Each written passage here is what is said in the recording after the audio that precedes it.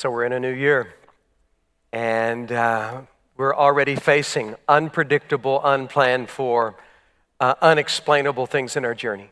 And they're going to be all along the journey ahead of us. Some of us who've, lived a few Earth revolutions around the sun know they just keep coming. The challenges just keep coming. And we know this. You need an essential quality to keep your life from shaking apart.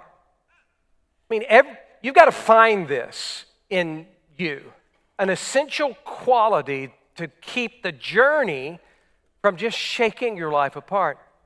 And so we're in this series, it's called Unshakeable, and if you were here last time, you know that it's about faith. And so the essential quality is to put your faith in something stronger than you.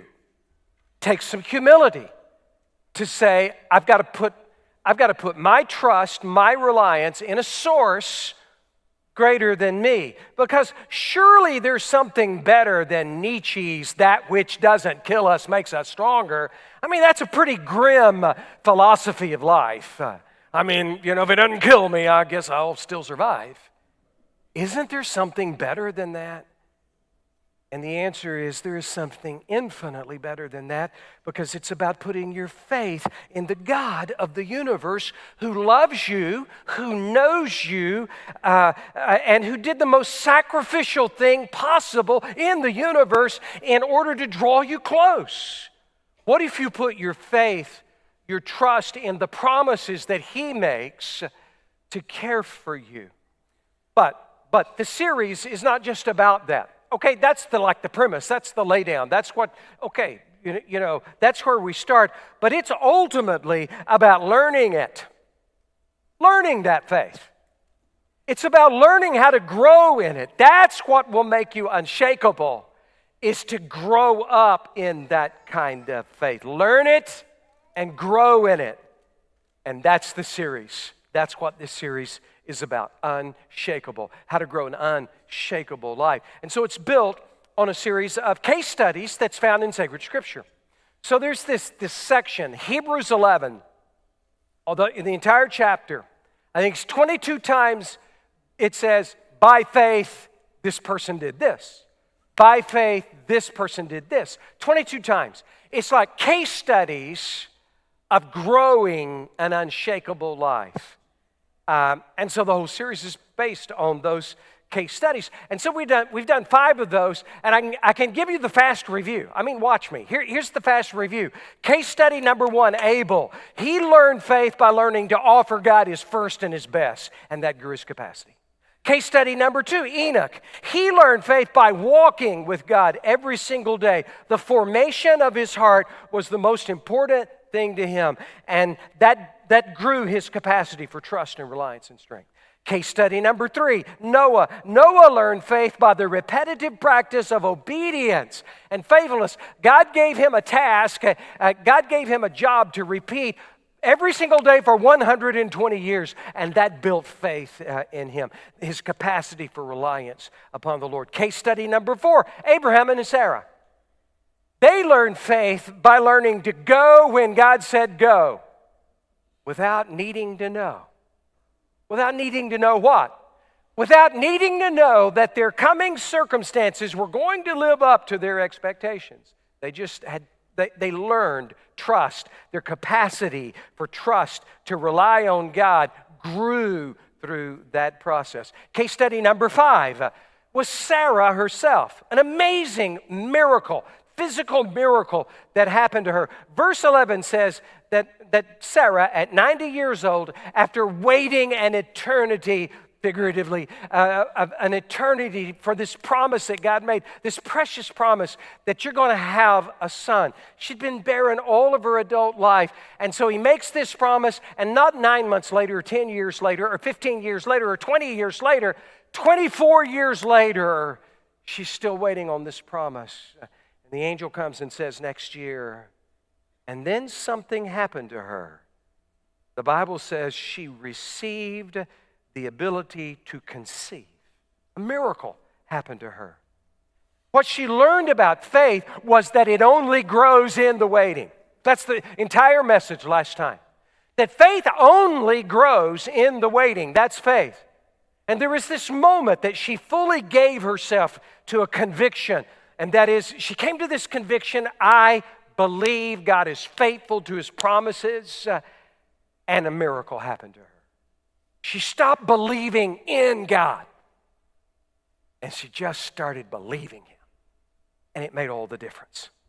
And so look, now I want us to move. Let's look for what's next in our journey to grow an unshakable faith. So what's next in that journey? I mean, if we're just following the case studies, well, what's next is not a case study. What's next is like this interlude. There's this pause that the author of the Hebrews takes here. And so he stops writing about individuals. And in a moment, just sort of this interlude, the author says, look, there's something else true about every one of those that I've just told you about. So not just the individual case study, but now there's something that was true about all of them. And I want you to get it, the author is telling us. It's essential to your growth in growing up an unshakable faith. And I want you to see it. So we're going to pick it up in Hebrews 11. We're going to read verse 10 and then some selected verses that follow that. But just follow it for a second. So Hebrews 11, verse 10, for he, talking about Abraham, he was looking for a city which had foundations, whose architect and builder is God. That's not apparent and clear what he's talking about. Verse 13, all these died in faith. All of these case studies that I just gave you. They all died in faith without receiving the promises. And what he means there is without receiving the full promises. I mean, God made promises and they saw those promises fulfilled. But there was a fullness of promise that they didn't even see in their own lifetime. But having seen them and having welcomed them from a distance, they could look spiritually, they could look over the horizon and they could see that the promise was true and real. And having confessed that they were strangers and exiles on the earth, for those who say such things make it clear that they're seeking a country of their own, the metaphor of the place in which I feel at home. Verse 16, as it is, they desire a better country, that is a heavenly one. Therefore, God is not ashamed to be called their God, for He has prepared a city for them. We're going to dig into this and understand it. We're going to see what is essential, the next essential element to our growing an unshakable faith. And so, look, let's go here. Do you know the secret to flourishing in this life? It's learning how to see this life. The secret to flourishing in this life is learning how to look, how to see this life. Because look, if all you can see and if all you live for is just this life, then this life, all of its unexpected circumstances are going to grind you. I promise you it's going to grind you. The only possibility for finding the power to overcome all of the unexpected things that grind a life into gravel is a capacity, a certain capacity. And that capacity is this. Listen to it. See if it sounds familiar to you. It is to have the capacity, it is to have the assurance of things hoped for. It is to carry the conviction of things not seen. It's the way that this passage defines faith. Faith produces something. Now, all of this has led to this one statement. Faith produces something that's powerful, that's resetting, that will give you this power over your circumstances. And what is it? Faith produces a perspective, a way of seeing reality. And when you see it from a faith perspective, it makes you unshakable. And I want to show that to you. Here's the idea of the message. Look at the idea of the message. Your unshakableness, don't go look that up in an online dictionary. You ain't going to find it. You're not going to find that. Your unshakableness will ultimately come from how you see this life and then how you choose to live it. I'm going to show that to you over the next few minutes. So there's the idea of this message. This is about what the perspective of faith does to you. If you carry the perspective of faith, what does it do to you? Well, here's what it teaches. Number one, I'm going to give you three principles that the perspective of faith teaches you. Number one, the perspective of faith teaches you to see yourself as eternal. I'm telling you, this is at the foundation of what it means to live fully and fruitfully and completely in this life. If you can never get over the transition of seeing yourself as temporal to seeing yourself as eternal, you're never going to get there. And so the perspective of faith teaches you to see yourself as the eternal being that you are. And I'm going to drive that for a few minutes. Let me show that to you. It's verse 10, 13, 14, 16. Abraham was looking for a city whose architect is God. I mean, that's a clear reference to Revelation 21, verse 2, where John says, I saw the city of God coming out of heaven, to earth. It's the merging of the physical and the spiritual. In other words, it's eternity. It's the way eternity is described in Revelation. Verse 13, they confessed that they were exiles on this earth. It's not home. This place that I live, earth, is not my home. Verse 14, they were seeking a country of their own, a better country. Verse 16, that is a heavenly one. Do you see? They refuse to look at themselves as earthbound. They refuse to see themselves as merely human. Is the bottom line. They stopped looking for this life to fill them. That is a huge deal. They stopped looking for this life to make them whole and the things of this life. They stopped looking for this life to fill them or complete them.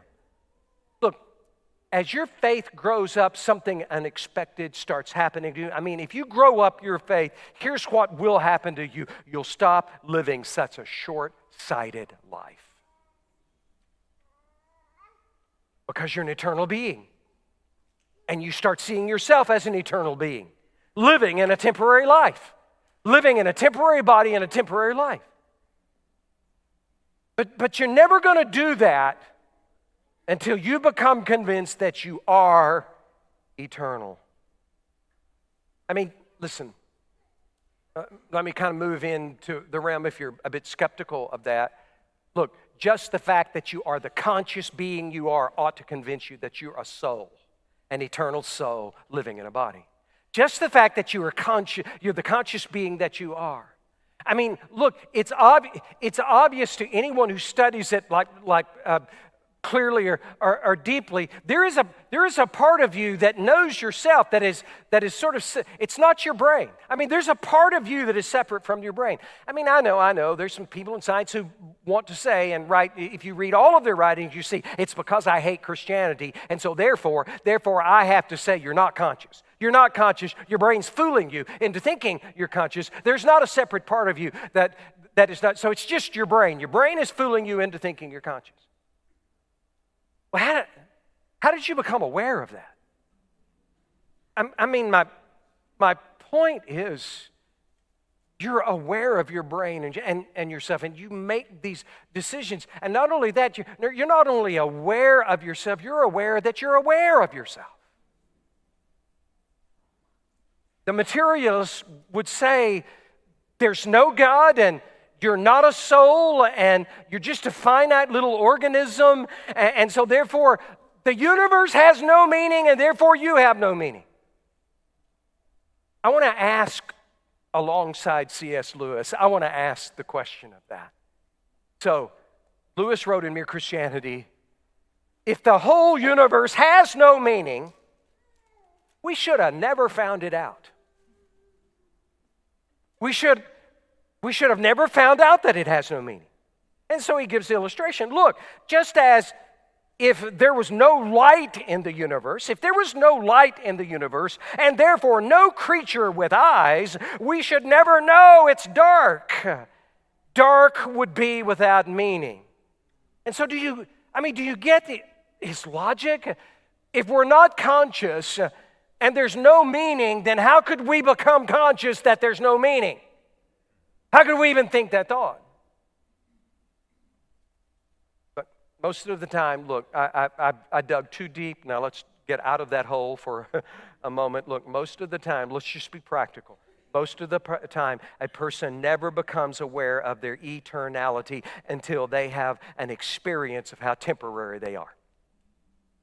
I mean, honestly, that's who we are.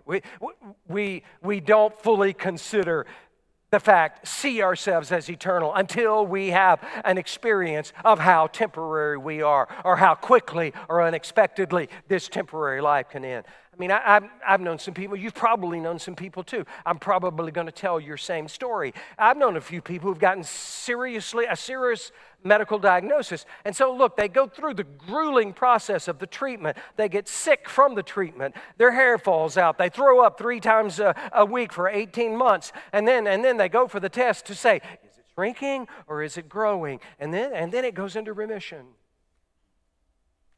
And out of that, they say to you, I hated it. I wouldn't wish it on my worst enemy. I hated going through it.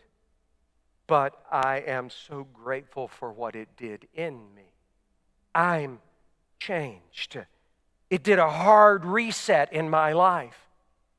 And I don't really live for the same things that I used to live for. I don't live for the here and now like I used to live for. At this point, I just want to live in the most meaningful way possible. I want to love others like Christ loved me. I want to be full of grace and forgiveness and patience toward others. I want to live for what the Lord says is ultimately important, just for Christ's life and character to be reproduced in me. And everything this life says is important. Big career, big car, big stash of cash, not important to me anymore. That person has crossed over.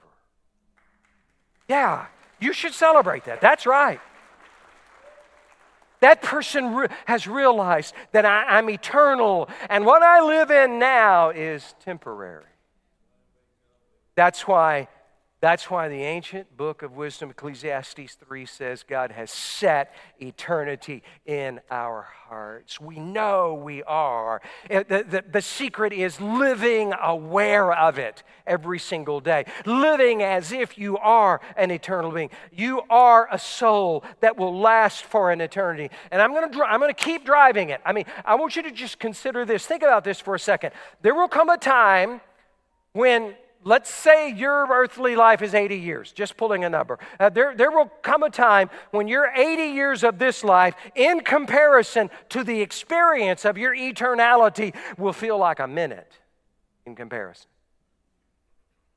But then, later, there will come a time that your temporary 80 years on this life will feel like only 1 second in comparison to your. And then there will come a time when your 80 years of this life will be so microscopically imperceptible in comparison to your eternality, so short you can't even measure it. And then your eternality is still just beginning. And so now tell me, which one of those do you want to live for? Which one of those do you want to invest your life into? I mean, this is just so, for like people who followed the Lord like 25 years ago, they were just stunned by this, why this was so shocking and so life-changing for the culture. I mean, do you remember 25 years ago when Rick Warren rocked the entire culture? 25 years ago when he just brought up, hey, we're all eternal beings, and it rocked the culture. And that the purpose of this life is preparation for the next. And so you have this gigantic choice. Look, you can either live for the here and now, or you can live for eternity. Make a decision. Make a decision. But take another step. Now ask, how do you grow that decision in you? How do you grow it in you? And so the perspective of faith teaches you that. It teaches you how to grow in it. And so number 2, it's not just that the perspective of faith teaches you that you're an eternal being, but secondly, the perspective of faith teaches you how to grow in faith and an eternal perspective. Verse 16 tells you exactly how. But as it is, they desire a better country, that is a heavenly one, an expanded one that lives for. I live for eternity, the Bible is saying there. I mean, their core desire was for something better than anything this life could give them. They desired more, not less. They desired more than this life could offer them. And so we go back to C.S. Lewis to give us the logic. Watch him again. Watch this.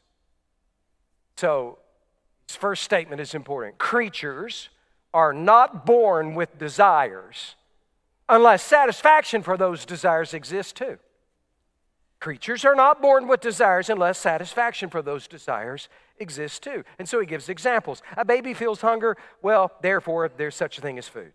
A duckling wants to swim. Well, there is such a thing as water. Now, he turns it to you. If I find in myself a desire which no experience in this world can satisfy, I mean, logically, come on, practically, the most probable explanation is that I was made for another world. I mean, how many celebrities is it going to take for you to be convinced? When they all write, when they all interview, and they all say, I thought when I made it, it would be everything I ever dreamed for. And they say that I woke up the next day and I was emptier than I was the day before. I mean, do you get the clear logic of that? Here's an ultimate reality. And I'm shifting. Now watch this. Just follow with me. You become something. You become what your mind goes to. So I'm going to show you how to grow in this perspective.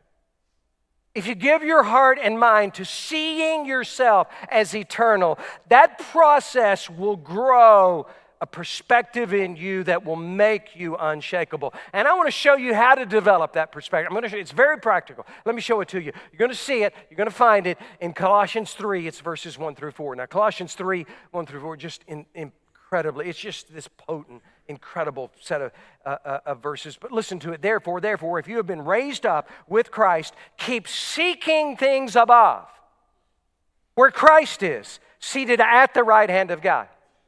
Verse 2, set your mind on the things above, not on the things that are on the earth. Verse 3, for you have died and your life is hidden with Christ in God. When Christ, who is your life, when Christ, who is your life, is revealed, then you will also be fully revealed with Him in glory. You fully become who you were created to be. And so look, that is so full. Those 4 verses are just so full of so much. But let me reduce it to two things that he's telling you to do. First, the first thing he tells you is keep seeking the things above. And the second thing he tells you is to set your mind on things above. Set your priority, your ambition, your desire, the core of who you are, set it on eternality, on eternal things. Secondly, keep thinking eternal thoughts. And I want to give you eternal thoughts to think about. I'm going to give you 6. So we're going to go to a list, and look, here's what I've done. I've done the study for you, okay? So it's not chapter and verse of the Bible, and I'm not going to explain them all because I'm going to give them to you. This is how the Bible calls on you to think. This is how to put your thoughts on things above. Here, the actual thoughts. I'm going to give you the thoughts. Number 1, here's the first thought: I am eternal. I will live forever. And this temporary life is just preparation for my real life. That's an eternal thought. That's keeping your thought on things above. Here's a second one. What I do today and tomorrow and the next day actually counts for an eternity. Do you know how many dozens of parables that Jesus makes exactly that point? What you do today actually has an eternal. I mean, your life has more meaning than you actually know. Your life has so much meaning, it ought to scare you to death. It has so much meaning for its implication in eternity. And so, what I do today, tomorrow, and every day counts for an eternity. Here's a third heavenly thought. Set your thoughts on things above. Well, here's another thing above. When I suffer this temporary life, when I suffer as a believer in Christ, the suffering will convert into glory, eternity. Now, nobody knows all that means, but it at least means this, that there will be this transformation of character that will shine and be brilliant and beautiful, flowing out of you, that you will experience for an eternity, and some of that will come from the things you suffer in this life. That's an eternal thought. Go to number 4. Jesus said that I should invest my wealth into eternal things, and as a result, I mean, he says that at the pinnacle of the Sermon on the Mount. Both Matthew 7 and Luke 12. In fact, in Luke 12, he says, when you invest, you should invest it there because it's all just going to decay on this earth. But if you invest it in eternal things, it never wears out and it'll never run out. Here's number 5. I will be transformed fully into a replica of Jesus. 1 John 3, I know I said no verses, but here's 1 John 3 says, beloved, we're children of God. I mean, get this, we're children of God, and so we are. And we know this, that when we see Him, Christ, when we see Him, He will be like Him. Something so transformational will happen. I'll be made into a replica of Jesus. Here's the last one. This one I did want you to anchor in Scripture. Look at number 6. No eye has seen, no mind has conceived what God has planned for you. In other words, what the Bible tries to tell us, and there's no language for it. This is the point. There's no language for it. But what God has planned for you, the dimension in which you will live in eternity is so far beyond what you can understand today. So much more beautiful, so much more brilliant, so much more fulfilling, so much more in every possible way. The only way the Bible can say it is 1 Corinthians 2. This is what Scripture means when it says, no eye has seen, no ear has heard, no mind has imagined what God has prepared for those who loved Him. I mean, build that thinking into you, and you will know that you're an eternal being, and it will make you unshakable. Yeah, celebrate that. Why don't you do that? Yeah. Let me give you the last. Just a second. So, what's going on here? The perspective of faith teaches you some stuff. The first thing it teaches you is that you are an eternal being, and man, you need to work on the awareness of that. Secondly, it teaches you how to grow in it. We just talked about it. But now, thirdly, it affects God. Man, this makes some theologically minded people really nervous. They're getting kind of hives there when, what I do affects God. That kind of, yeah, well, relax. Listen to what the Bible says. This perspective of faith, that I'm an eternal being and that I grow into this eternal being, it teaches you how your faith affects God. Verse 16, therefore God is not ashamed to be called their God. Oh my, wouldn't you love to feel that and have confidence in that and to know that? Therefore, God's not ashamed to be called my God. I mean, it's an incredible statement. I don't know all that's embedded into that statement, but what an incredible experience to know that the more I loosen my grip on this life as my ultimate desire, and the more I focus my life on living for the eternal, that there is this reality, and the reality is I can know, and I can feel, and I can be settled in. I know God is not ashamed to be called David's God. something transforms. Your relationship with God, when you come to really live for the eternal. Now that thing is God is not ashamed to be called your. Let's bow together.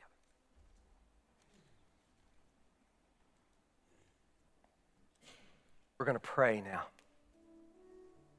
It's going to be a time of prayer. And I want to invite you into a new way of seeing this life. Seeing it as the eternal being that you are. Seeing it from the perspective of how you grow in living for the things above. And seeing it from the perspective of God's not ashamed. He called your God. You're a person who's never put your faith in Christ, never asked Christ to come into your life, never surrendered to Him. Let me invite you to do that right now. You can do it in prayer. I promise you a miracle happens when you turn your faith in Him. And how does that happen? Here's what you do. First, you repent. And repent means just to turn away from living a life in the opposite direction from God, and you turn to Him to be the source of your life and to be the leader and Lord of your life. Secondly, you put your faith in what Christ has done on the cross. Your faith. Repent, faith. Faith is to put your faith in what Christ did on the cross for you. And what did He do? Christ went there to pay the penalty for all of your rebellion toward God. All the ways that you've rejected God, all the ways that you've rejected the ways of God in your life. And He's gone there in order to pay the penalty for that sin. And when you put your faith in that, you experience the full forgiveness of God. Third, you commit your life to Him. You say to God, I want to follow you the rest of my life. I want to give you a minute to just pray that to the Lord. Pray it. God, I repent. Turn to you. Tell Him about that. God, I put my faith what Christ has done on the cross for me, the forgiveness of my sin. Say that to Him. Tell Him about it. God, I commit my way to you. Give my life to you. For every Christ follower now, I'm speaking secondly to Christ followers, you know this is about reset.